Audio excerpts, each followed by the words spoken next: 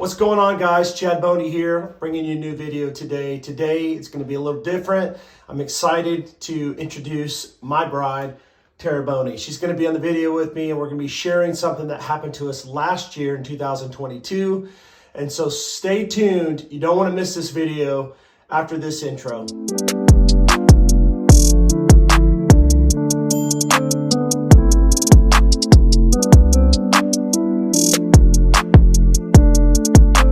All right, guys, let's get right into this story of 2022. A little introduction. This is my wife, Tara Boney. We've been married for, how long have we been married now? I'm just kidding. We've been married for almost 14 years. It'll be 14 years this month on the 23rd. So if you want to drop a donation later down the line in the Cash App, that's fine with us too. No, I'm just kidding. You don't have to do that. But so this is going to be a different video, guys. This is going to be a laid back video sharing our testimony of 2022, because a lot of you guys don't know, we had some really low lows in 2022. We had some horrible lows. We had some horrible things that were given to us as far as diagnosis and just bad news altogether. But it's also been a year of blessing for us and our family. And so with that said, without further ado, I want to let my lovely bride talk and kind of tell her story of 2022. Okay. Hi, guys.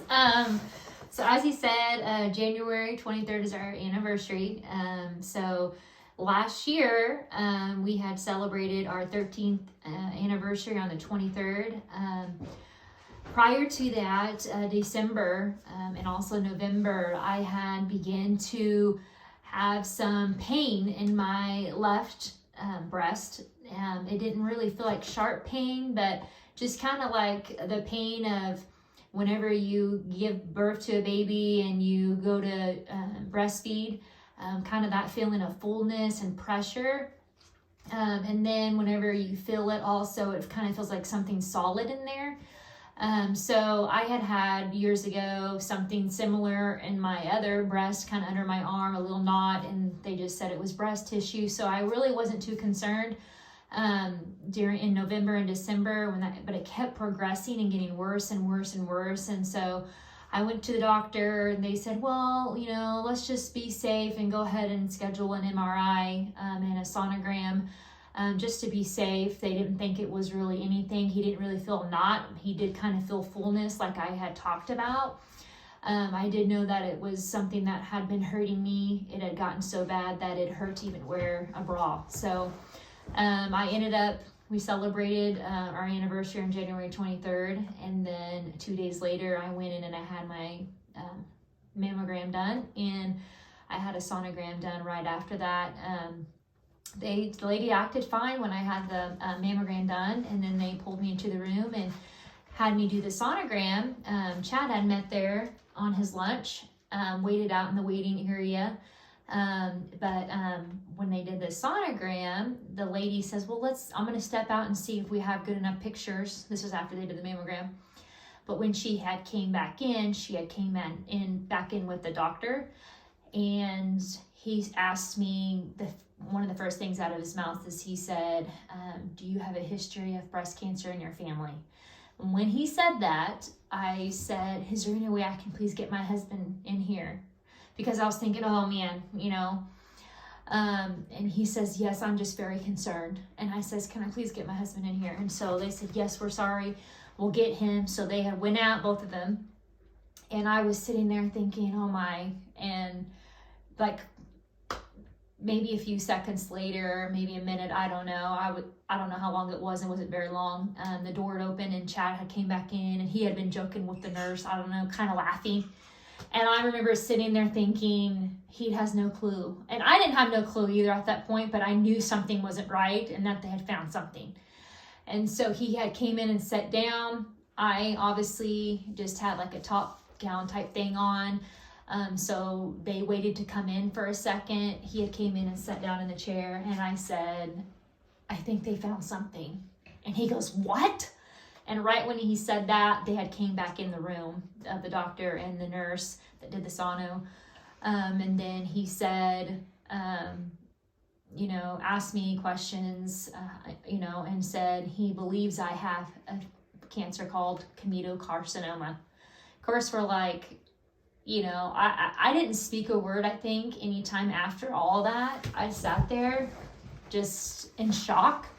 I had a mask on, I'm so thankful that Chad was there with me, because it's like it's like a daze, when you just don't expect to go in just to get a mammogram done, that you're gonna hear, we believe you have Comedo carcinoma. So I'm gonna let Chad share kind of from what happened, because as I said, he was the one that was brave enough and had the memory to speak and ask the right questions, while I just kind of was just like, whoa.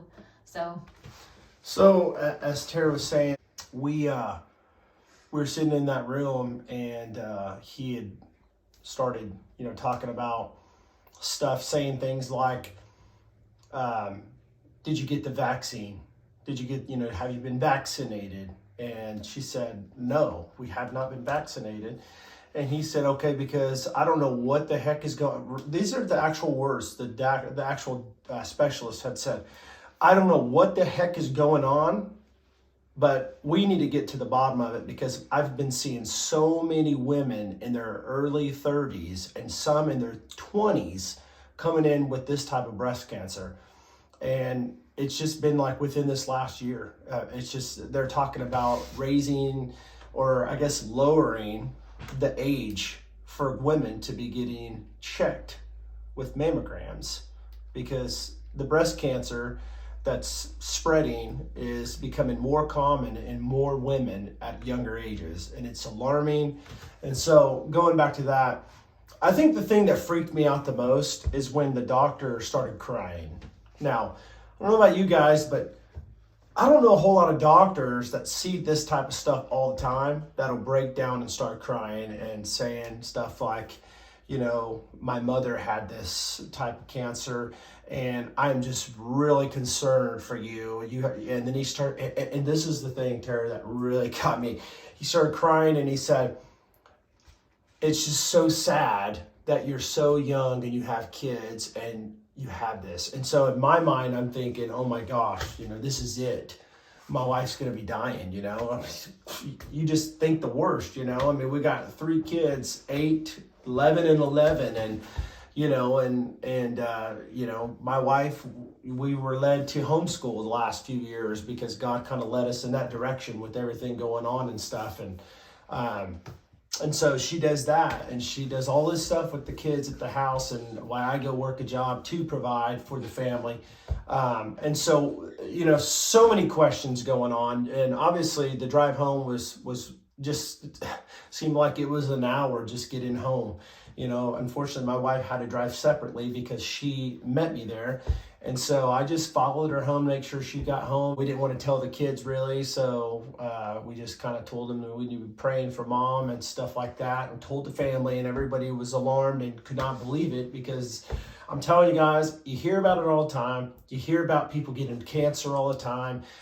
People close to you that's got cancer, but when you get the diagnosis yourself that you have cancer, it's almost like surreal. Like, you don't believe, did this really happen? So many times and days, and even, almost a couple of months after, I still relive that moment and think that it's kind of a dream. I guess in the first few days, I kind of thought maybe this was just a bad nightmare, because it seemed like when you go back and re-roll that film of what happened, it almost seemed like it was a blur what happened. So many things to take in when the doctor, unfolds and unpackages all this stuff that's going on, what he believes is wrong with you. And so his whole deal was, we feel like long-term you're going to be okay, but we're going to have to get you through a lot of stuff. So obviously you come back the next day and had a biopsy. So you want to go ahead and share that? So So prior to that, going into for MRI, I was getting a little bit into my mind thinking, what if it's, you always get that, you always think, oh man, it's the devil just trying to get fear, what if it is something? And I remember the girls asking me, Mom, do you think it's anything? Do you think it's Mom? Do you think it's cancer or anything? I said, no, it's not. It's not, and so I remember, after the doctor came in and talked to us and told us everything, and they said, well, we're going to get you set up to come in and do a biopsy so we can confirm that's what we suspect that it is. She said, we'll send you down the hall over here and another lady will help you. And it was just like, I sat there, on that table, and I just broke down, and I remember Chad came over and sat down by me and just, kind of held me and said, God's been faithful before. He's going to be faithful again. Amen. And then after that, we went down the hall. There was a lady there, gave me papers. Okay, you're going to come and you're going to check in. You're going to start going through all this stuff. You don't wear deodorant. Don't do all these things. And I'm like, I looked up at Chad and I'm like, This is the last thing that I want to hear right now. Yeah.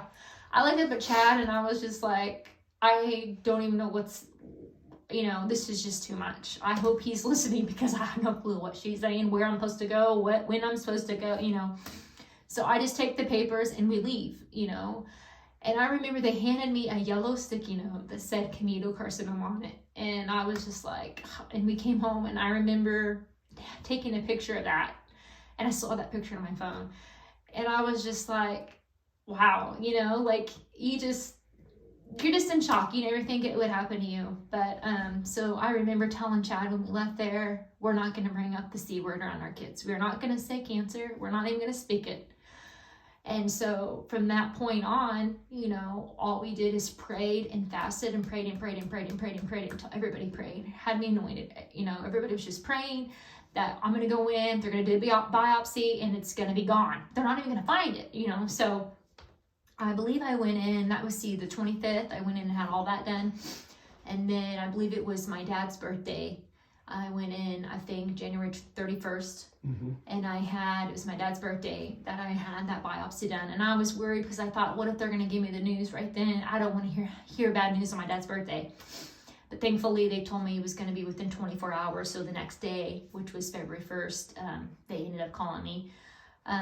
But I remember on the biopsy table, I laid there and they had you go face down in this table. And it was one of the most painful things. It was a machine, they stick in you and they turn it. And it was so, so, so painful. And I remember thinking, what if they get in there and they were doing a scan all while they were doing it to try to figure out where, get pieces of it. And so I thought, I was praying, God, and I'd already told those two ladies that set me up, I was already talking about my faith and how we're praying and we're trusting God. And I was waiting for him to come in and say, we can't find it, but he didn't do that.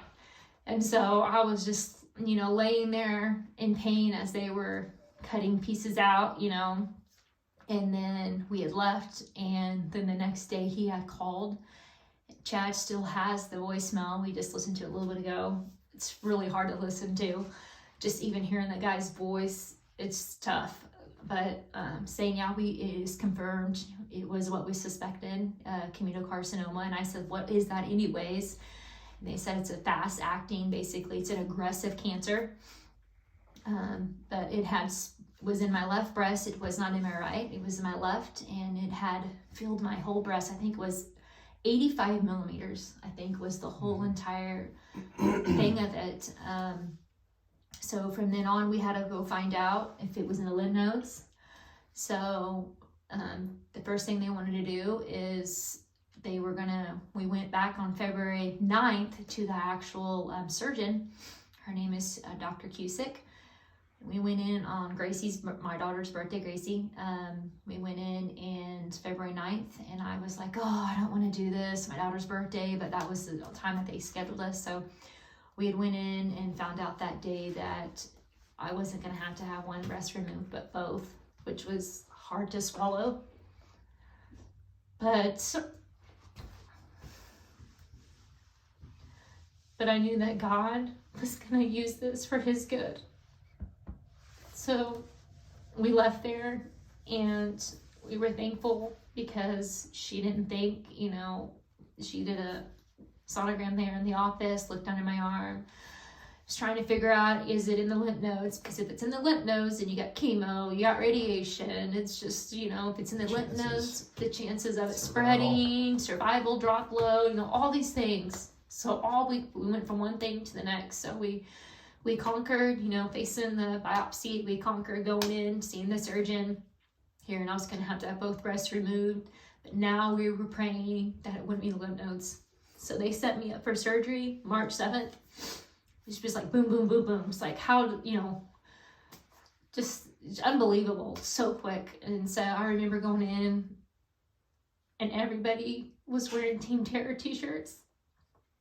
My sister had created these Team Terror t-shirts just to help support, and you know, everybody was wearing them and everybody was sending pictures, they're praying. And I remember my dad came. He wasn't supposed to come because you can only allow one person, but my dad came anyways. He sat there and had his t-shirt on.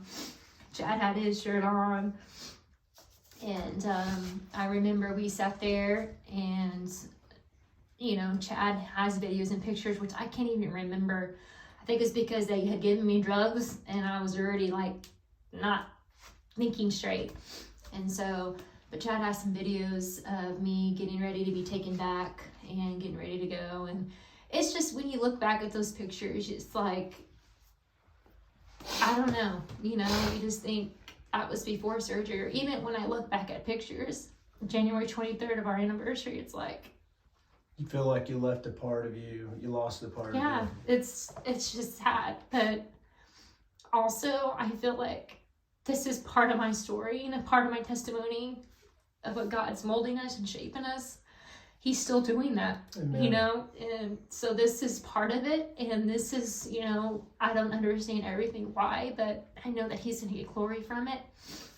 So March 7th, we went in and had surgery. And then I remember I woke up and it was like a rush. They made me get up, made me walk the hall. And I just felt like I couldn't, you know, I was in a lot of pain. What I didn't know is they did have me go in and they did injections prior to the surgery to put some dye in to go to my lymph nodes to see if there was cancer that had spread to the lymph nodes. So when I woke up, Chad told me the good news that it was not in the lymph nodes, which was huge. It was just awesome. Yeah. And I remember crying, saying, "Oh, it wasn't in the lymph nodes." I knew God was going to not let it be in the lymph nodes. But I did not know that she had found another spot that was under my arm that was not in the lymph nodes, but in some tissue. Chad didn't want to tell me that news at the time. But when she had came back in, the surgeon, the next morning to check on me, she slipped it out and told me, you know, we did find a spot. You know, she's going to biopsy it. Well, she ended up calling, I think it was the next day, and said it was confirmed that was cancer. So I said, okay, so what's that mean? She says, well, we got to go back in and remove that and scrape all the area around the best that we can. And make sure we get all that. So we had to go back in. I think it was, I don't know exactly the date, but it was quick. It was that same month. We went back in and they removed that spot, and I guess she had found another spot. But it came back, it was not cancer. So that was a huge praise. Do you have anything that you want to say about anything that's happened up to this point? Well, I think you pretty much explained most of it. Gosh, I feel like that waiting period from the diagnosis to the surgery was probably the hardest part for us, because obviously, as she said, we were praying and fasting that it was not in the lymph nodes. I mean, the worst thing you can do is Google, you know, because it's always the most negative things you find, you know, the percentage survival rates, you know, if it's in the lymph nodes, if it's traveled to the, you know, different areas in the body and that type of stuff. And then at this time, her chest was hurting the whole time. So then we're thinking, well, you know, what if it's moved to the chest cavity? Because, you know, having breast cancer, it can get into your chest. So just a lot of uncertainties, but, you know, through this whole time of of going through this, we noticed that God was strengthening our marriage as well. And not only, I mean, you take the physical aspect out of the whole deal of what was going on physically, I think spiritually, not necessarily mentally, because mentally, you know, physically it was going together, but spiritually, I feel like God was doing huge things. And the thing of it is, it wasn't just us that God was doing things in. I believe people around us, relatives, God was using this in a big way, a bigger impact. And just as my wife has said, I don't think he's done either. I think that maybe I may have some viewers that will view this video, and maybe you have bad news. Maybe you've received bad news, or maybe you will receive bad news. And if you do, man, I hope that you can come back to this video and be encouraged, because you're not alone. Everyone goes through things. Everybody's story is different. But as Tara said, this is our story. This is what God wanted. Not because, you know, God is a mean God and God doesn't care about us. God has a big plan, and this is how it rolls out. And this is just something that you have to embrace and realize that it's a bigger plan than you know. And it's not all bad. I mean, we've had horrible downs and lows and horrible valleys we've walked through this last year. But man, there's been so many good things too that God has given us through this, with grace and mercy in our lives. I mean, she could have had it in her lymph nodes, but she didn't. You know, she's still alive now. You know, they say it's about a 1%, if that, chance of coming back. Does she still have health issues? Yeah, she does. I mean, she still has bones that ache, joints that ache. She went in for a CT a couple times this last couple weeks. You know, she is on the tamoxifen. That's her treatment, hormone therapy, because it was estrogen fed. But other than that, you know, it's crazy to think that that was in 2022, and we are now the first day in 2023.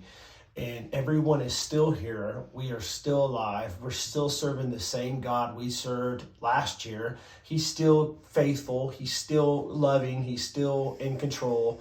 He's still sovereign. He still provides for us. Yes. Even when we are just feel like we have nothing, God is always all sufficient and provides all things. Encouragement to us. Hopefully this is encouraging to you, because we're still standing, guys, and we are still fighting, and we are not going to go nowhere. We're going to keep trusting God, because 2023, there's going to be a lot of great things that's going to happen. God's going to use us in a mighty way. God's going to expand our ministry and our reach. And yes, just a side note, I do use my YouTube channel for a lot of reviews. I love doing reviews on Mounjaro, oral minoxidil, men's grooming. I love beards, all things beard related. But I want to use this channel also to make a difference in people's lives. And it's not just a difference in their, you know, their pocketbook. It's not just to save you money by doing reviews. I want something that's going to be lasting, that's going to make an eternal change and benefit to you. And it is representing Jesus Christ on this channel. And I'm going to use that. I'm going to use the reviews, but I'm going to use stories like this. Like, you know, this is us. This is raw, our life. Kansas, just a family of 5, trying to make it, trying to glorify God, trying to raise our 3 kids the best God would have us to do, and share with you stories that we have, that we went through. That way, when you go through something like this, you know that there's more to it than just what you see. I will say, prior to finding out about the breast cancer, I had struggled with, and I still struggle with this too, anxiety and depression. And there has been times that I, you know, have felt like, you know, no one cares, or, you know, or I'm alone, or whatever. And one thing that God has showed me through this is that, one, I'm not alone. He's always there, and I am surrounded with such great family, a husband, a church family that care. You know, they were there. I mean, there was a group of them that came over and surprised me after I'd had surgery and couldn't move, that sang and prayed outside of our house. I remember there was some church people that made a prayer shawl to go over me during surgery.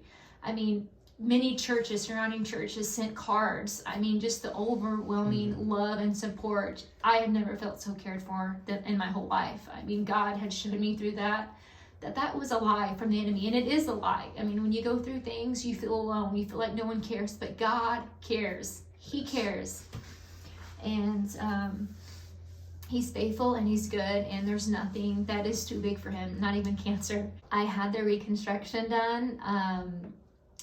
Had to have surgery to take those expanders out and put the breast plants in. So I had to have quite a few surgeries leading up to that. I do have checkups. I was every 3 months. And I wasn't sure after I did all that if I was going to have chemo or radiation. I wasn't 100% sure. The surgeon, Dr. Cusick, didn't think I would need to, but she wasn't the oncologist. So I had went to an oncologist, and they said usually if cancer spreads outside of the breast, which remember it got in my armpit, if it's 5 millimeters or larger, then you do have to have chemo and radiation. Well, it was like 2.4 millimeters. So I had missed it by like very little. God allowed it to be not big enough that I didn't have to have chemo and radiation. I didn't have to go through all that. So I feel so horrible for those that do. And I'm praying that cancer never comes back ever. That I am on, as he said, hormone therapy, tamoxifen, which is awful medicine. But I will take that over chemo and radiation any day. So I have to be on that for five years. And I just push through. As he said, I have some bone pains and, different things, hot flashes, but God's been faithful and He helps me through each day. And when things come up, if I don't feel well or I have an ache, you always have those fears of, oh man, what if cancer got in my leg, or what if it's cancer in my stomach? It's just always those fears, or going back. I recently, this past week, had to go get a CT scan done of my chest, and they wanted me to come back and get a CT on my stomach, and then they did a sonogram on my leg, and I was laying there in the sonogram room, and I was thinking, of the flashback of when I last got a sonogram done and the horrible news that I got, And after that, I had heard in the hall the guy's voice that called me to tell me that I had cancer. The guy that came into the room, I heard him in the hall. And I thought, Lord, just get me out of this room. Get me out of this place. It's difficult, but you got to know that every time you just got to turn it over to the Lord, and you got to, give it to Him and trust in Him that it's all going to be okay. And He's going to be with you through it all. So, and also, I'm going to close this up because I know this video is getting long, but I wanted to say, there is something that is real when it comes to PTSD. Yes, a lot of veterans deal with PTSD from military, from war, but I believe that there's a lot of people, including my wife, that does deal with PTSD when it comes to cancer or any type of diagnosis that you get. You get that diagnosis, and that fear and that shock just sets in, and then everything related to that comes back. It hits you like a ton of bricks, like the doctor's voice that came in there and said that. And like every time we go to her cancer doctor, it seemed like every time we went to her cancer surgeon, it was always something negative every time. I mean, oh, we found something else. Oh, well, we think it's, it's a pretty good chance it could come back, and this and that and this. And praise God, the last time we went, she had recently, before that, told us that she wanted to see her every year. And then right before we left, she said no, and it changed it to every 6 months. And so we went to the 6-month checkup, and she said, hey, I don't think I need to see you, every 6 months. If you have something that happens, how to reach me, just call me, I'll come check, I'll check you out, that type of stuff. But PTSD is real. I think of my niece. We have a niece that is the same age as my oldest daughter. She just turned 12, actually yesterday. But she has had a brain tumor since age 1. As you see, my wife is wearing a St. Jude's Children's Research shirt, or nice hoodie. Shout out to St. Jude because they were awesome for any kids, families. They'll help support them all. But she's dealt with this brain tumor for 11 years, and she still has a brain tumor. It's non-malignant, but it's still a brain tumor, and it was growing. And finally, after radiation and several things of chemo and surgery, we went to Tennessee to be with them when they first found out. It's shrunk, and I don't think it's growing, but it's still there. So every time my sister-in-law would go to St. Jude and they would do the MRI on her, it was always that PTSD that set in, and she just got scared, like, she's being right back in there, because when they did the surgery, they could not remove it, and they had my brother and sister-in-law go to a room. And anytime you hear you need to go to a room after something like that, it's never good news. You automatically assume the worst. So that, and also the same year, 2022, my father-in-law, Tara's dad, was diagnosed with prostate cancer. So they said, well, prostate cancer, it's a long-lasting deal. It's a slow-moving cancer, and most men will get prostate cancer. Yeah, that's, people can say that, but the thing of it is, it doesn't change the idea and the fact that he's got prostate cancer. He's in a lot of pain. He's been going to Oklahoma every single day to get treatment for some type of a proton radiation. And so please, we're not completely out of the woods here with sickness and family. So continue to keep us in prayer, our family. We'd appreciate it, guys. Thank you so much for checking us out today in this video. If you haven't hit the like button, please do, because the more people this gets to, the more reach, the more encouragement, the better it will be. Go ahead and subscribe to the channel if you haven't. That way you can stay up to date with all these videos that we'll be posting and doing. A lot of things going on. Like I said, great things happen also in 2022 if you follow my channel. I've been diabetic for 13 years, and praise God, my A1C is way better than it ever has been. My weight's down, and thanks to Manjaro. But I want to say this. We don't like the C word, but there's a bigger C that trumps the little c, and that's Christ. Cancer, Amen. Christ. And he's bigger than all things, even cancer. I don't care what name it is in subject and under authority to a higher power, and that's Jesus Christ. Thank you so much, guys, and we'll catch you on the next video. Drop a comment below if you have any questions, or maybe you experience the same thing related to what we've talked about today. Thank you, guys. See you.